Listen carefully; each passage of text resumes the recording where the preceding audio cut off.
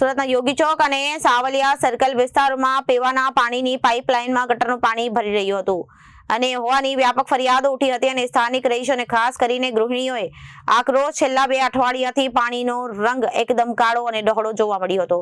Municipal કોર્પોરેશનના કાન સુધી જનતાનો અવાજ પહોંચતો નથી। સુરતના યોગી ચોક અને સાવલિયા સર્કલ વિસ્તારોમાં પીવાના પાણીની પાઇપલાઇનમાં ગટરનું પાણી ભળી રહ્યું હોવાની વ્યાપક ફરિયાદો ઉઠી છે।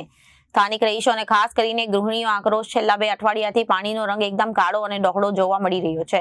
મ્યુનિસિપલ કોર્પોરેશનના કાન સુધી જનતાનો અવાજ પહોંચતો નથી, જેથી ગુજરાત વિરોધ પક્ષના નેતા તુષાર ચૌધરીની ગ્રાઉન્ડ વિઝિટ લીધી હતી। જનતાની મુશ્કેલીઓ જાણીને ગુજરાત વિધાનસભાના કોંગ્રેસ પક્ષના નેતા ડોક્ટર તુષાર ચૌધરીએ આજે કોંગ્રેસના અન્ય નેતાઓ સાથે અસરગ્રસ્ત વિસ્તારની મુલાકાત લીધી હતી। તેમની સાથે પ્રદેશ મહામંત્રી દર્શન નાયક અને પૂર્વ કોર્પોરેટર દિનેશ સાવલિયા સહિતના આગેવાનો જોડાયા હતા। નેતાઓએ રૂબરૂમાં લોકોને ઘરે જઈને સંગ્રહિત કરેલું દૂષિત પાણી જોયું હતું અને તુષાર ચૌધરીએ જણાવ્યું કે સ્થિતિ જોતા લાગે છે તંત્રને લોકોના જીવની કોઈ કિંમત નથી। જી તુષારભાઈ, આજ આપશ્રીએ આ પૂર્ણા વિસ્તારમાં મુલાકાત લીધી તો શું હતું?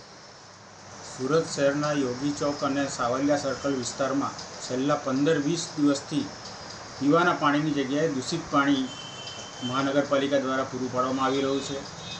બહેનોએ અમને પાણી પણ સંગ્રહ કરેલું હતું, બતાવ્યું એકદમ ડહોળું પાણી, એનું કલર પણ કાળો હતો અને સખત દુર્ગંધ મારતું પાણી આવે છે, જેના કારણે ઝાડા ઉલટીના કેસો વધી ગયા છે। ઘણા બધા લોકોએ તો હોસ્પિટલમાં સારવાર લેવા જવું પડ્યું છે અને આટલા દિવસથી આ દૂષિત પાણી આવી રહ્યું છે, પણ હજી સુધી મહાનગરપાલિકા દ્વારા એનું કોઈ નિરાકરણ લાવવામાં આવ્યું નથી। અને સાથે સાથે આ તો મત વિસ્તાર પણ આરોગ્ય મંત્રીશ્રીનો મત વિસ્તાર કહેવાય અને આરોગ્ય મંત્રીશ્રીના મત વિસ્તારમાં જો આ પરિસ્થિતિ સ્થાનિક રહેવાસીની હોય તો સમગ્ર મહાનગરપાલિકામાં શું પરિસ્થિતિ હશે? અને મને ભય છે કે ઇન્દોર જેવું આ વિસ્તારમાં ના થાય અને જે પ્રકારે ઇન્દોરમાં લગભગ 25થી 30 લોકોના મૃત્યુ આ દૂષિત પાણી પીવાના કારણે થયા હતા, એવી ઘટના ના બને એના માટે હું કમિશનરશ્રી અને આરોગ્ય વિભાગ મહાનગરપાલિકાને વિનંતી કરું છું કે તાકીદે પગલાં ભરીને આ દૂષિત પાણી આવતું બંધ કરે અને લોકોની આરોગ્યમાં સુખાકારી વધે એવા પગલાં લે એવી મારા તરફથી પણ વિનંતી છે।